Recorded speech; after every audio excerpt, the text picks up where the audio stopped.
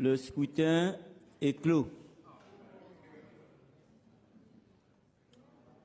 Votant 329, exprimé 291, pour 210, contre 81.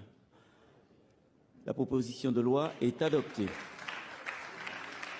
Le Sénat adopte une proposition de loi pour interdire les signes religieux dans le sport. Voici ce qu'il faut savoir. Alors cette interdiction dans les compétitions sportives, y compris dans le sport amateur, vise tout particulièrement le port du voile. Dans le détail, cette proposition de loi établit que dans le code du sport, le port de tout signe ou tenue manifestant ostensiblement une appartenance politique ou religieuse est interdit lors des compétitions départementales, régionales et nationales organisées par les fédérations sportives délégataires de services publics. Et un amendement de la droite a également élargi cette interdiction aux sportifs sélectionnés en équipe nationale.